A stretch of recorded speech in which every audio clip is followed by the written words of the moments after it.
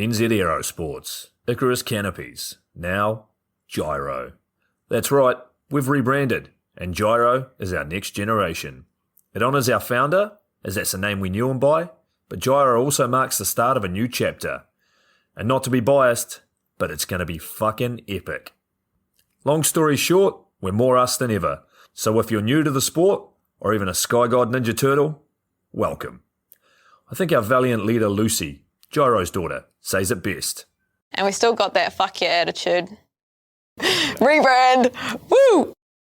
Rebrand woo indeed, Lucy. Anyway, head over to gyro.com for more info and get amongst you legends. I was 19, broke, unemployed, and sold my girlfriend's canopy for drug money. So I thought I better sew her a new one. What a sentence, and what a story. This describes the humble yet outrageous beginnings of NZ Aerosports, the home of Icarus Canopies, in the words of our founder himself. From getting a paratrooper toy from his mom, watching parachutes at the DZ as a 6-year-old, jumping off the wharf with a parachute made from bed sheets, doing his first jump at 16, sewing his first canopy on a borrowed machine at 19, and starting to sell parachutes out of a garage in 1986, Paul Gyro Martin had an undying love for the sky. Our company started with one man with the wildest of spirits and a true blue sky dream, a renegade. In the time that Gyro created and ran the Icarus Canopies brand until he passed away in 2017, he pushed everything he had to its limits. We miss him, and we always will. Gyro is the next generation of NZ Aerosports. It honors our founder, of course, because it was the name we all knew him by, but Gyro the rebrand also marks the start of a new chapter, our next jump. Gyro is the space between sound and silence, art and science, chaos and calm. Gyro is a state of epic tranquility that transcends understanding. That moment, in the door, in free fall, mid-swoop, where nothing but the present exists. A perfect balance of euphoria and thrill. Gyro captures our passion for flying and our commitment to designing break-the-fucking-rules canopies that deliver pilots pure, wild flight. Hey gang, so I got a new book out. It's called The Upside of Fear, and it's exactly what you think it's about. It's about the good side of, well, getting scared. In it, we talk not only about the science and biology behind fear, but the psychology as well. And it's not just coming from me, it's coming from some of the best in the sport. Omar Alhigelan, Jeff Provenzano, Maxine Tate, and so many more have contributed their sometimes terrifying stories to the book to help you overcome your fear. So head to the lunaticfringepodcast.com. You're going to find the link to the book there, as well as the other books. It's available in ebook, paperback, hardback, and audiobook right now. Coming straight from the cockpit, it's another episode of Lunatic Fringe with the fucking pilot.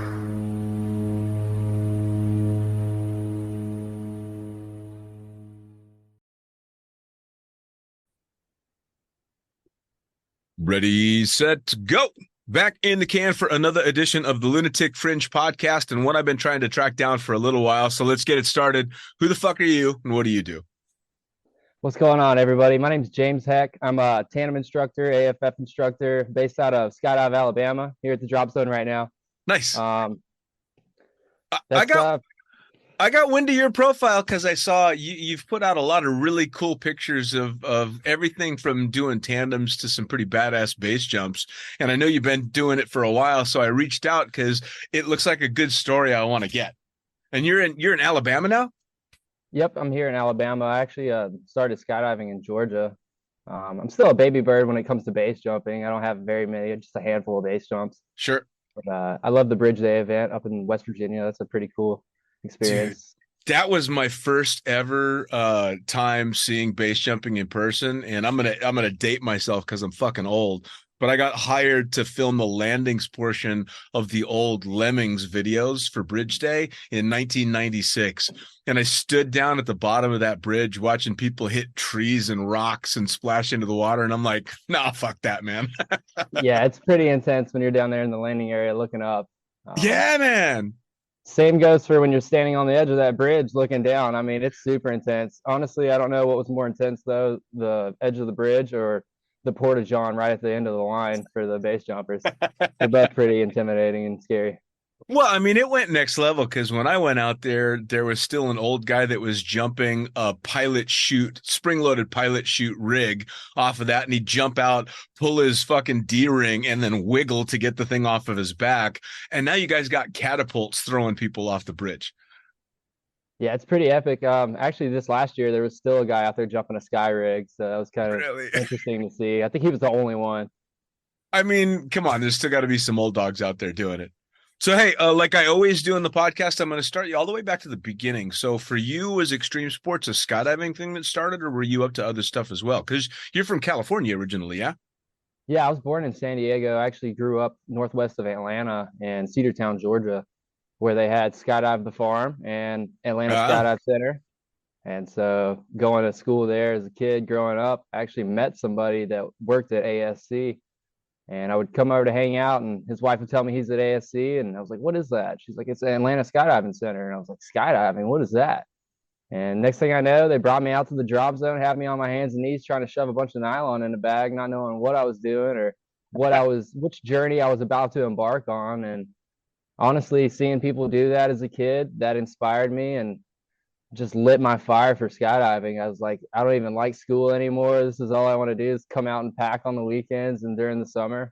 So now this was at what age? I was 14 when I wow. discovered skydiving. Yeah.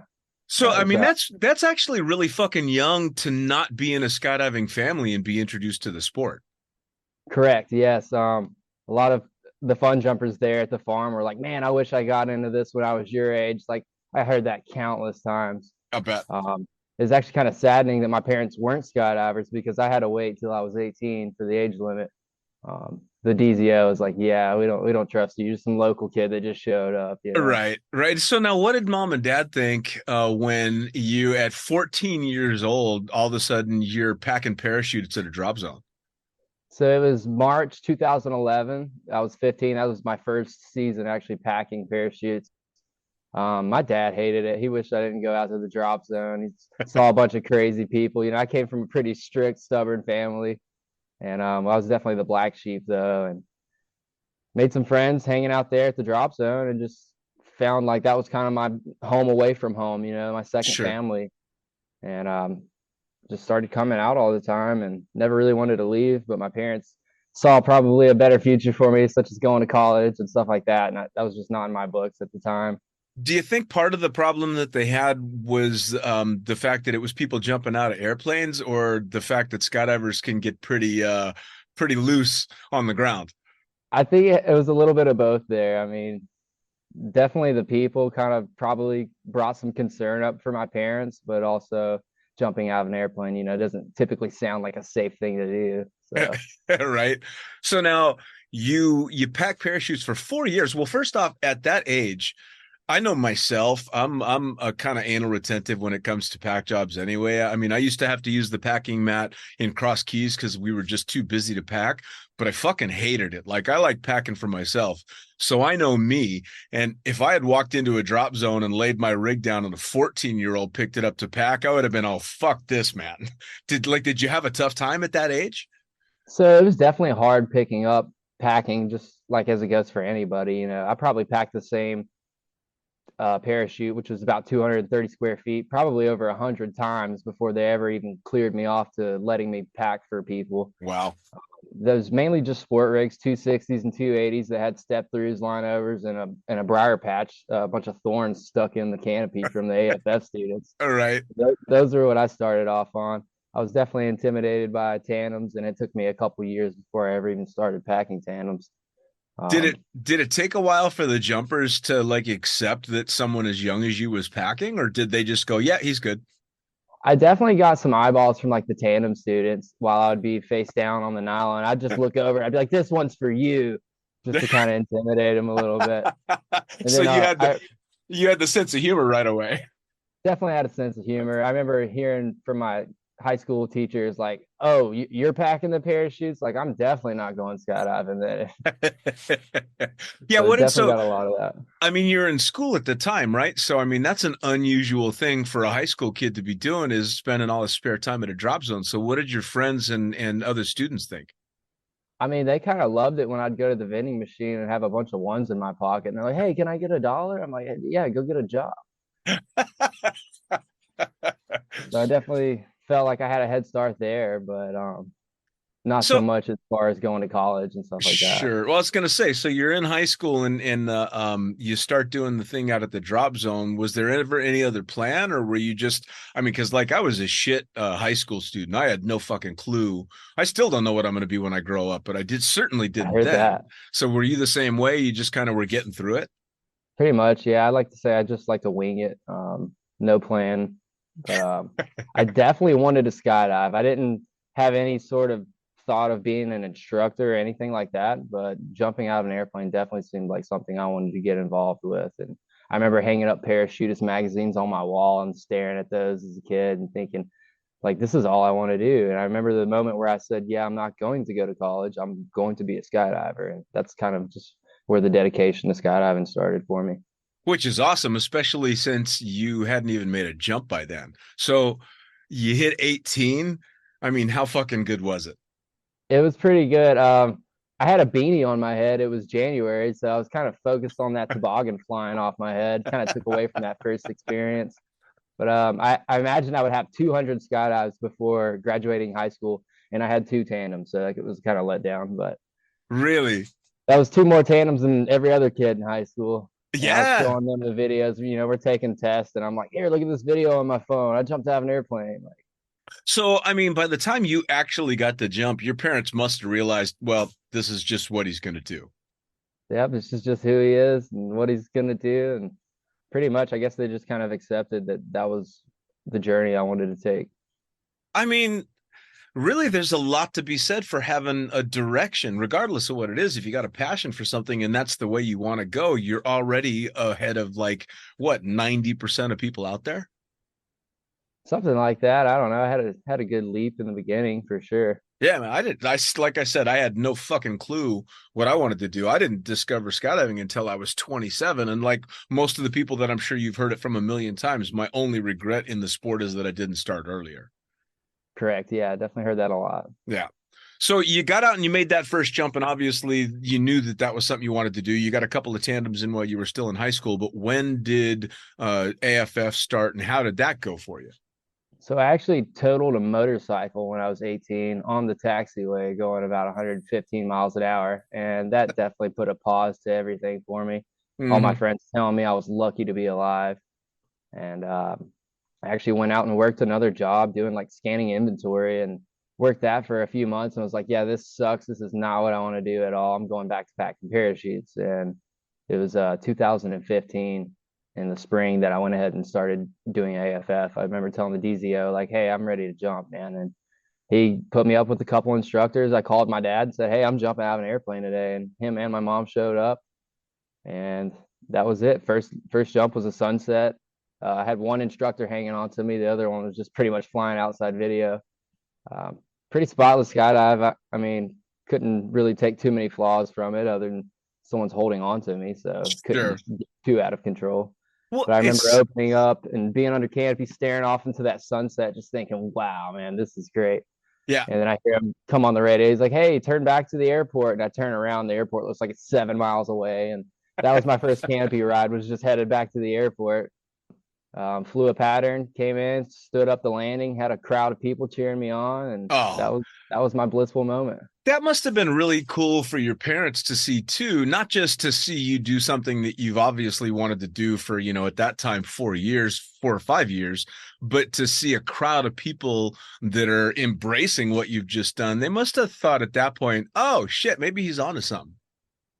Yeah, I mean, that was definitely a very cool moment for me. And actually, my mom, I've taken her on two tandems now. I think she said she would do it again. I My was gonna dad had some static line jumps back in the 80s, but never free fall. He actually made a tandem jump before I ever even got to make my first tandem jump. And when I was packing parachutes, I think I even packed his rig.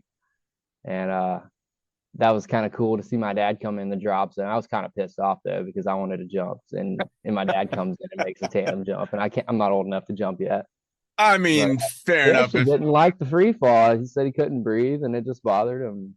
Well, you know how it is, right? I mean, because you're an instructor, it fucks with some people, and I It remember, and sure I'm does. sure you've seen it a million times too. But I'll never forget the first time I was flying video in front of a tandem, and I've got this student looking me dead in the eyes, screaming over and over, "I can't breathe! I can't breathe! I can't breathe!" And all I could think is, "You're fucking breathing, you." Right. Yeah. If you're speaking, telling me you can't breathe, obviously you're taking some breaths there. I definitely learned that through my dad, who was an EMT Yeah, as I was growing up. So yeah, he's like, yeah, if they're yeah. talking to you, they're breathing.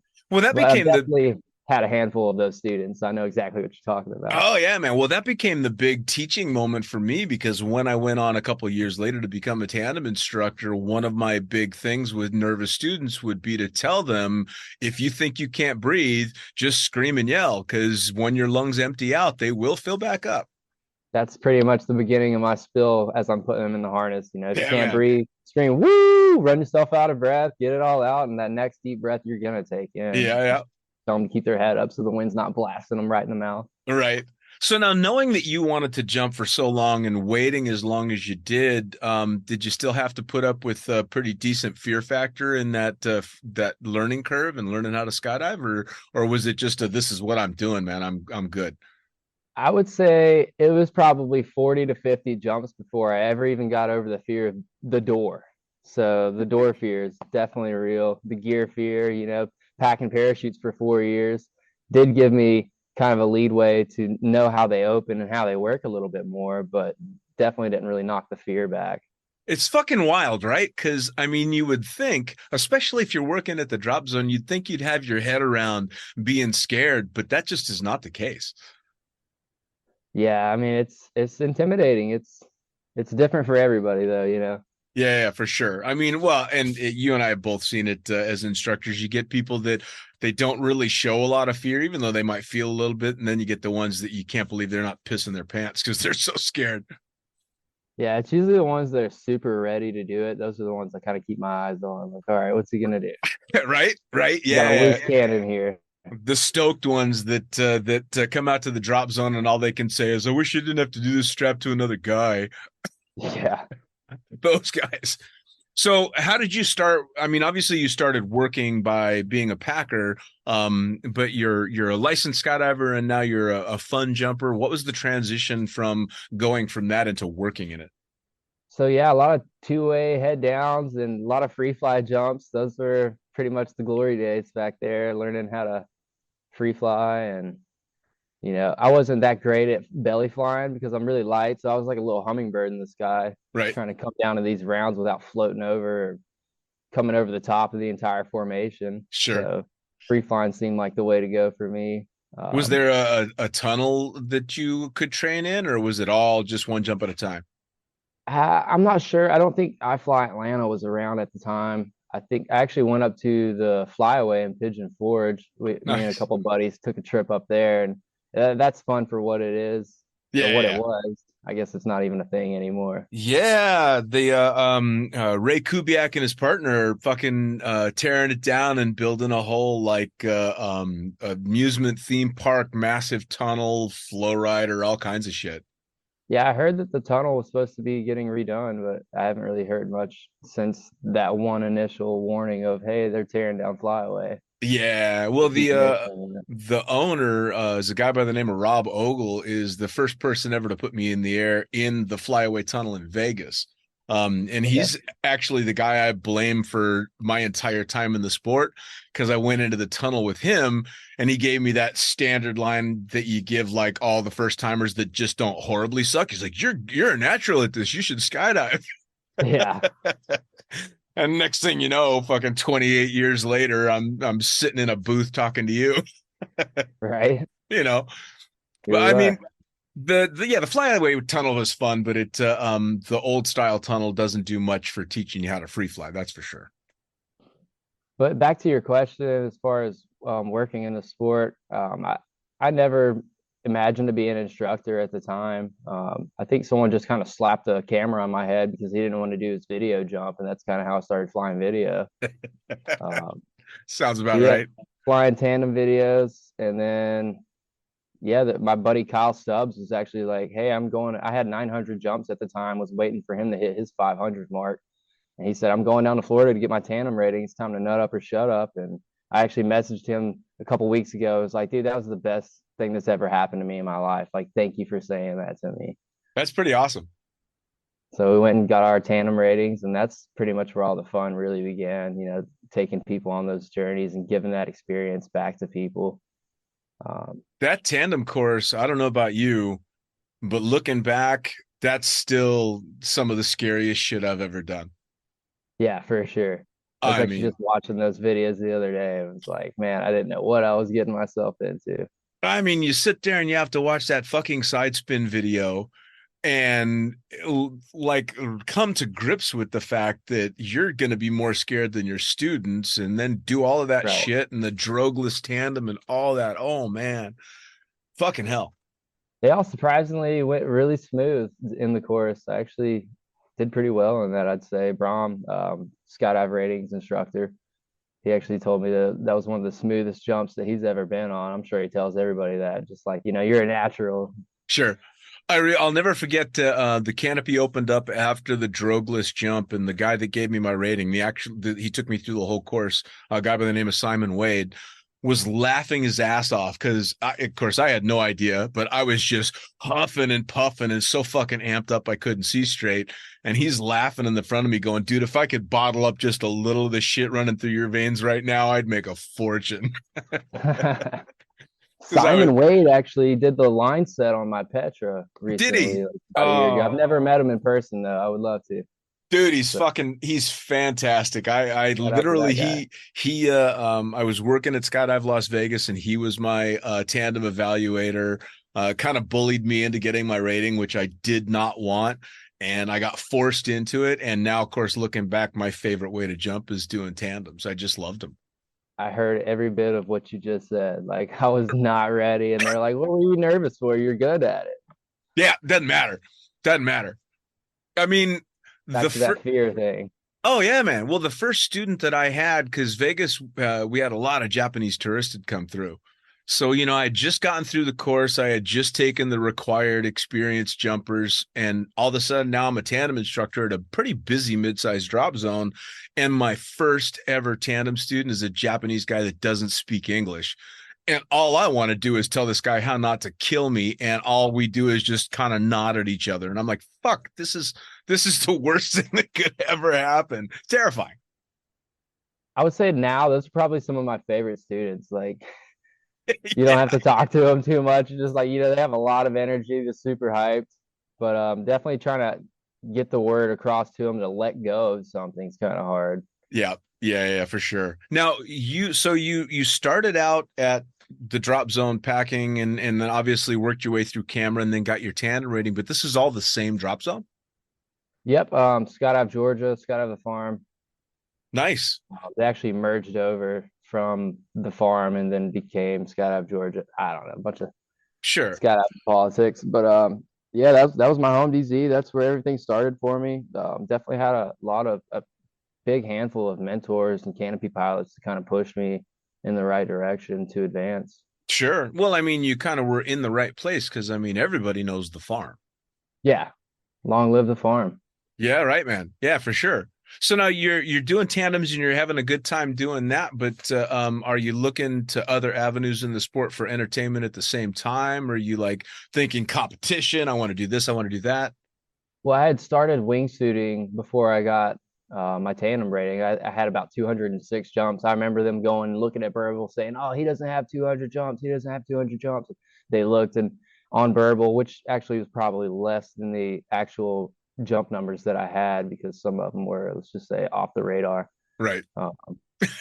They said 206, and so they're like, "All right, he's got enough," and they just put me in a wingsuit. And there was actually a big way going on at the time.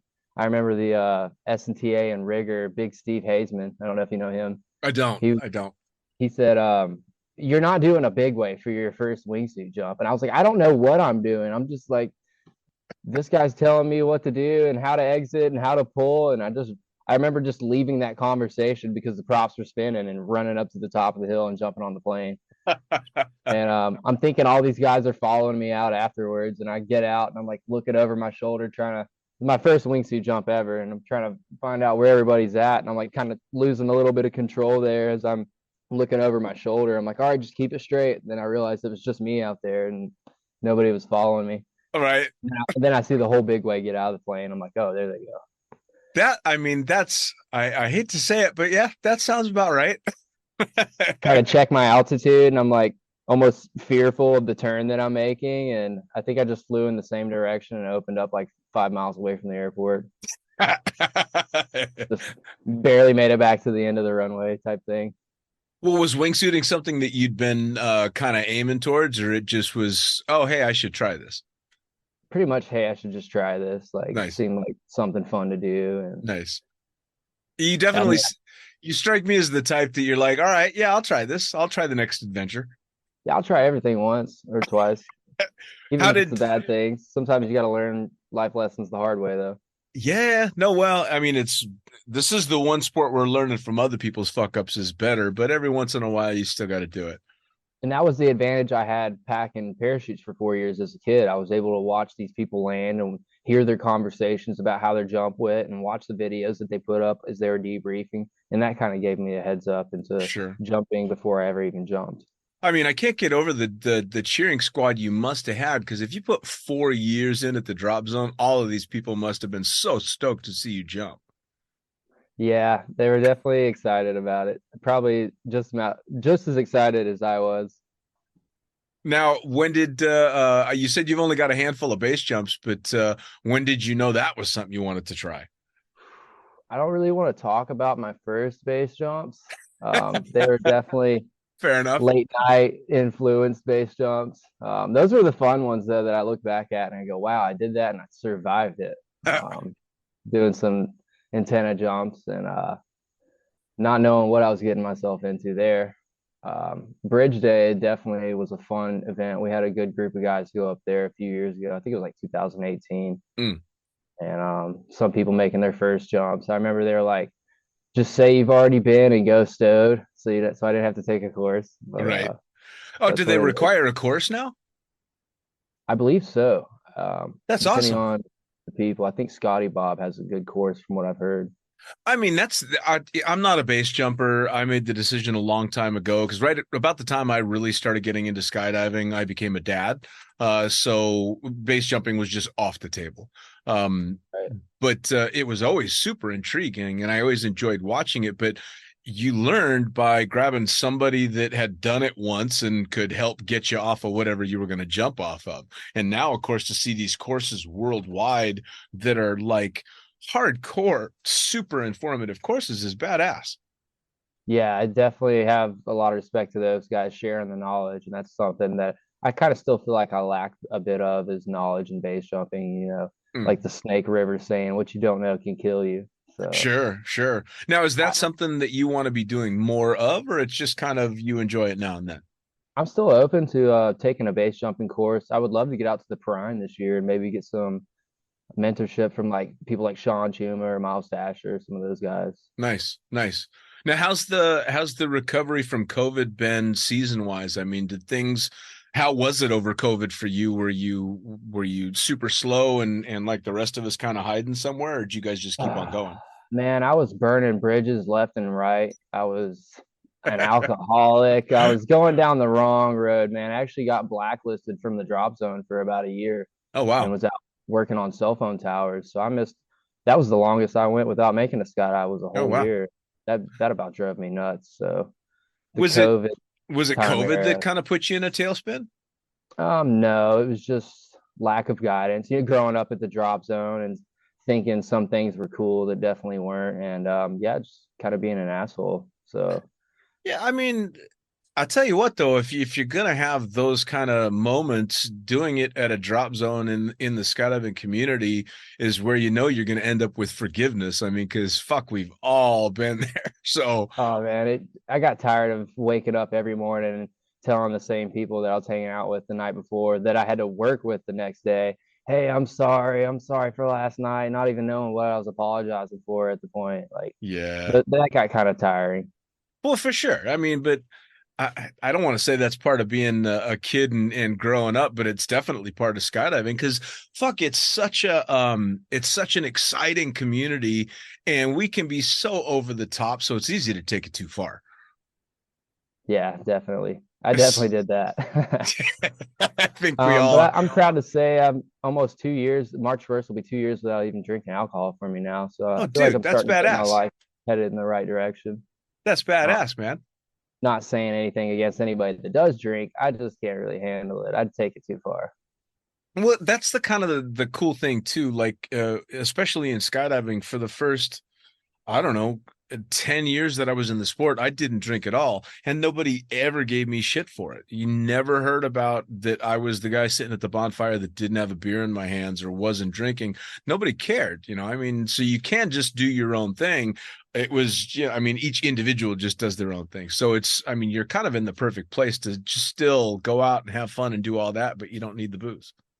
Yeah, I mean, where I came from growing up and where I'm at now, two totally different environments.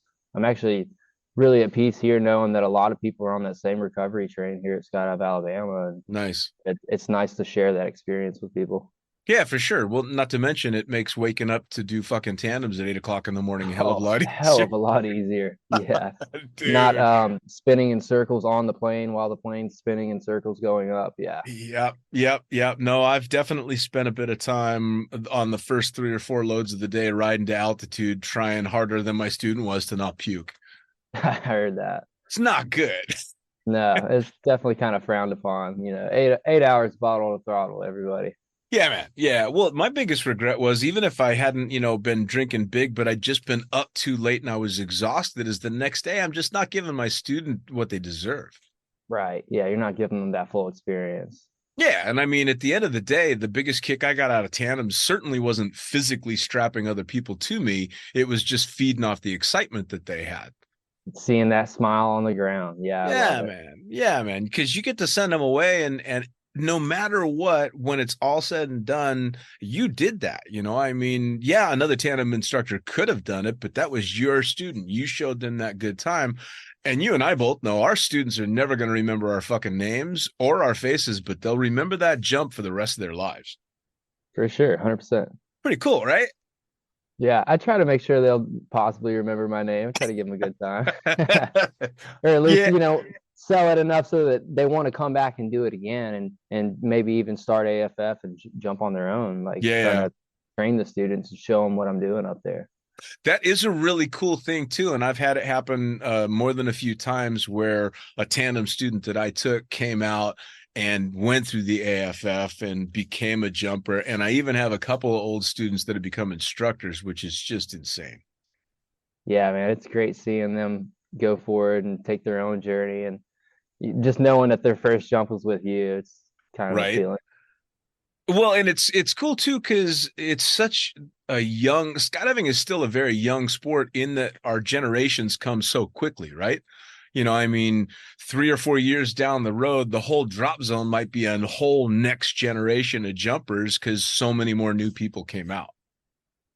Yeah, it definitely changes. I feel like, the type of people that were around when I first started jumping, the type of people that are around now. I don't know. Maybe it's just a change of society. A little bit. Well, also, I think skydiving now has become every year it gets a little bit more mainstream, and every year it's a little less of a so-called extreme sport, if you know what I mean, because it's everywhere. I mean, it's on TV and movies, and fucking Family Guy is making skydives, Yeah, I heard that. so Yeah, definitely see it a lot more. It's definitely a lot of people, and the more people that get into it, the more accidents that happen. But at the same time, skydiving's just gotten safer and safer with more technology and more without a knowledge. doubt. Well, and for a young guy like you too, that's decided that skydiving is his profession, it's got to be kind of nice being in a position of seeing it become more and more mainstream. Because man, you got a job for life. Yeah, You yeah, know, it's definitely cool to see more people wanting to get involved. because I remember as a kid trying to talk everybody into going skydiving. It just seemed impossible to get even one person to come out and make a jump. Right. Now, And have you so done any traveling with jumping? I have actually going to the Castaway Boogie here in February in Puerto Nice. Rico. Nice. Um, I think I mean, that's technically still U.S. soil, but I haven't jumped anywhere else as far as like out of the country. I've went out to California, jumped Oceanside, Elsinore. Couldn't make it to Skydive San Diego because I jumped without an AAD for the longest time, but Mm. I finally got one put in. Yeah, Definitely that's recommend jumping with an AAD. yeah, that's pretty much almost anywhere anymore. You can't get away without AEDs. Yeah, Almost. Now, have you thought, because where you're at, is it seasonal or are you guys year round? we're year round. It's definitely still kind of seasonal. Like, we get a bunch of rain and ice that comes through and puts everything to a halt. But I remember in Georgia learning to do tandems. I was plowing snow in January, so we Fuck definitely it. we definitely jump year round. Dude, I'll tell you, the coldest I have ever been is at a proper cold fucking day of jumping. Actually, it was in Vegas and I think it was like 28 below at altitude, standing still. So with wind chill, I don't know what the fuck it was, but you couldn't feel your hands. Like I knew I was holding on to something and I hoped it was my pilot chute. It's Yeah, that's brutal, or you can feel them, and the only thing you can feel is pain. Like especially when right? your feet hit the ground and then all that adrenaline wears off, and you look at your hands and they're purple, and you can't bend your fingers. Yeah, it It's can be kind of miserable. Yeah, yeah, especially when that's like load one and you know you got a bunch more coming up. Yeah. So anytime we get people that jump during that time of the year, I'd like to really emphasize that they should come back in the summertime and jump because, your first skydive and the cold and misery could make a difference on whether or not you want to come back and do it again. Like, oh, that Sure. hurt, that was miserable. And I like to tell them, like, no, it feels great in the summertime. So Yeah. if Now, anything, just try to layer them up good enough. have you thought about trying to get onto operations around the world that look for seasonal guys for a couple months here and there? Like I got to work Fiji, I got to work New Zealand doing just seasonal stuff when it was too cold in the States. Yeah, I've definitely gotten a few offers as far as like Iceland and stuff like that. Nice. Um, Different people taking those journeys and telling me, hey, you should hop on this train and do stuff like that. But I'm a loyal kind of guy. I like to stick to working for Sure. the man. Sure. Yeah. Nothing wrong with that though, man. I mean, shit, at the end of the day, you've got that future and being somebody that they can count on means that they're going to be there for you as well. Also, just having a comfortable workspace that you've made for yourself and knowing where everything's at. But Yeah. I definitely this year would love to do more traveling and get out there a lot more. That's definitely on the list. Kind of tired of seeing the same stuff and same people every day, Sure. and definitely know there's more experiences to be had out there. And I wouldn't say greener pastures, but pastures that I haven't seen yet. Yeah, just So different, man. I mean, one of the cool things about skydiving getting as accepted worldwide as it is now for destination boogies and shit. There's so many places. Like, I just helped train a pilot for the Kenya boogie. When the fuck else am I going to go to Kenya and watch people jump out of airplanes and play with giraffes, man? I mean, come on. yeah, that's sick. Yeah, man. It's You cool just stuff got like back from Africa not too recently, right? Yeah. I was just there. I want to say a month and a half ago, training one of the pilots for the boogie out there, which was awesome. Okay. Yeah, it So was you're a good. pilot. Yeah. So when I retired from Skydive Dubai, I was the assistant chief pilot there for about 10 years. And then moved to where I'm at now in Helsinki, just outside of town. So I'll go do some contract work, and this one they just needed somebody to help show a low jump time jump pilot to the ropes. So any excuse, man, to go travel and see other jumpers. Heck yeah, for sure. That's actually, if I do have any goals or plans, that's definitely one of them. I can't wait to learn how to fly. Oh, Um, dude, I mean, you're in the right industry. yeah, hopefully it's hard to find a good CFI that wants to actually share the knowledge, though. When you work in the sport and make what you make, it'd be Yeah, kind of for hard sure. to go travel to boogies when, you have to take off and not make that money to go spend money. So that's probably what's been holding me back for most of the years, but getting back up on my feet now and hopefully some things will start shining towards my way. I had a couple of actually, it's been really cool because over the last few years, I've seen a lot of my friends that have been jumpers full time, either showing interest in or going out and getting their pilot's licenses and flying. Actually, one of the guys that I flew and jumped with at CSC in Chicago now is the chief pilot for Oceanside. And I'm like, that's just fucking cool because I remember when he was saying he wanted to go fly and now he's running the show. So it's awesome seeing that happen, and it's just kind of a natural evolution for a lot of jumpers. Right on, especially after beating your body up doing tandems for so long. It seems like Oh sitting in man. that chair starts to sound like a good way to kind of how call. how how are you holding up physically? Because you start out doing the hardest job on the drop zone, packing parachutes, and then you go into hauling meat, which is, I mean, let's face it, it fucks you up.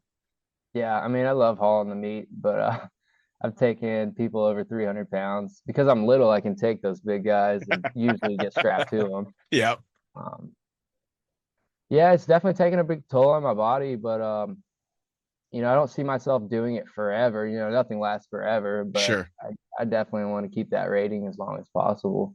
Do you go out of your way to try and take care of yourself physically outside of just work? Are you doing yoga and stretching and lifting and all that stuff? So now I'm finally getting back into the gym and starting to put good nutrients in my body. A few years ago, drinking and doing a bunch of toxins was not the way to go, and Sure.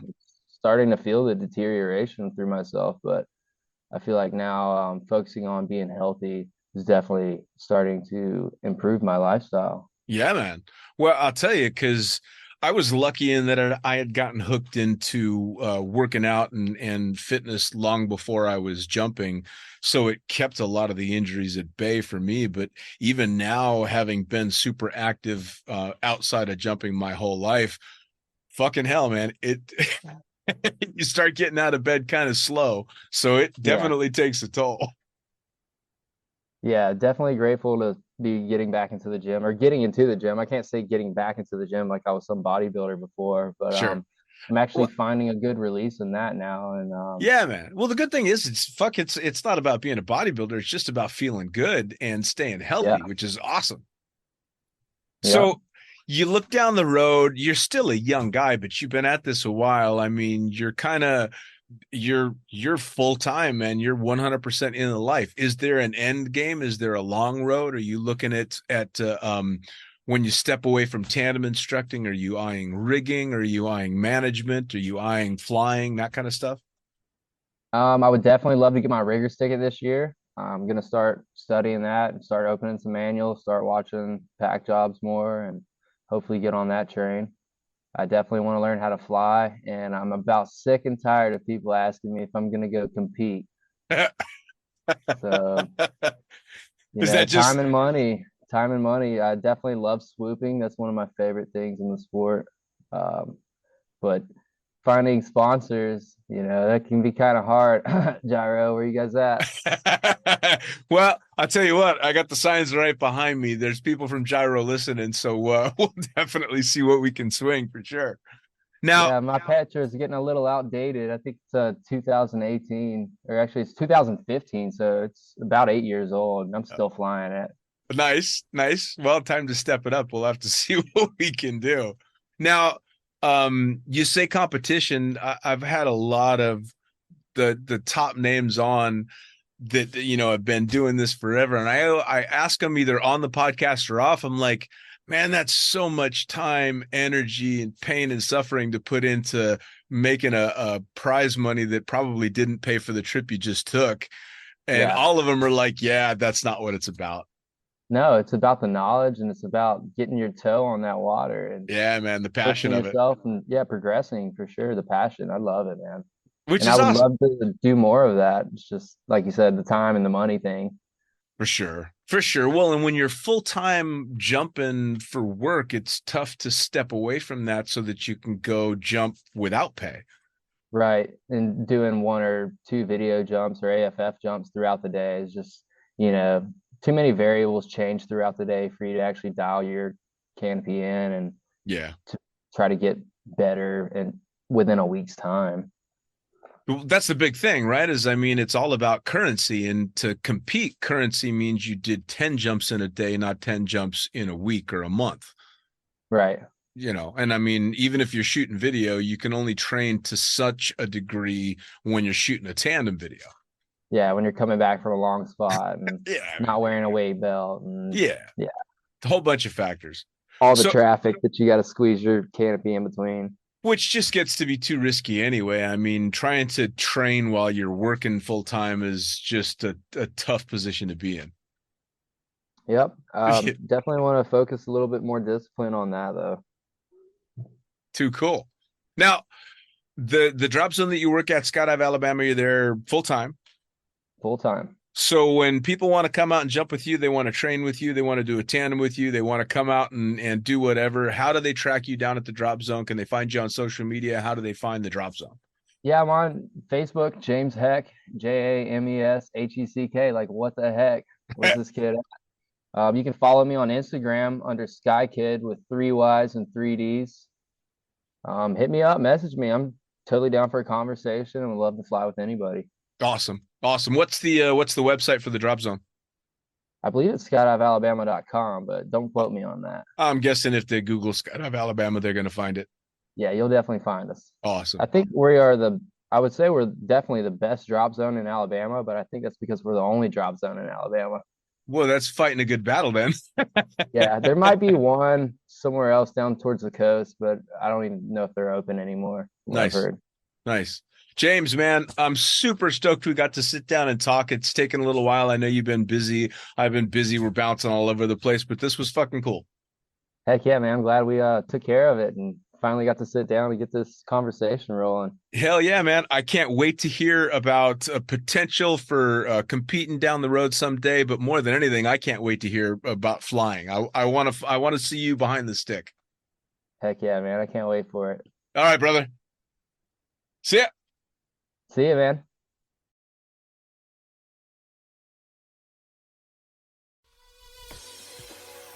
Well, there you have it. Another episode of the Lunatic Fringe podcast, brought to you as always by, well, wait, not as always, actually. Brought to you now by Gyro. Formerly known as NZ Aerosports, you'll head to gyro.com for their next level line of canopies. By Pussfoot, the Extreme Sports Collective. Head over to pussfoot.com to check it out. By Summit Parachute Systems, check out summitparachutesystems.com to talk to Jarrett Martin and the gang about kick-ass pilot rigs, rigging courses, and more. By Flyaway Indoor Skydiving, go to flyawaytn.com and check out all the cutting-edge stuff to come. By Pure Spectrum CBD, head to purespectrumcbd.com to check out their wide range of CBD products. And as for us, head to the lunaticfringepodcast.com to listen to any of the hundreds of episodes currently available, hit the link for our YouTube channel, pick up your copy of the Lunatic Fringe book or The Accidental Stripper, and get a sneak peek at upcoming guests. Once again, thanks for listening. We'll see you next time.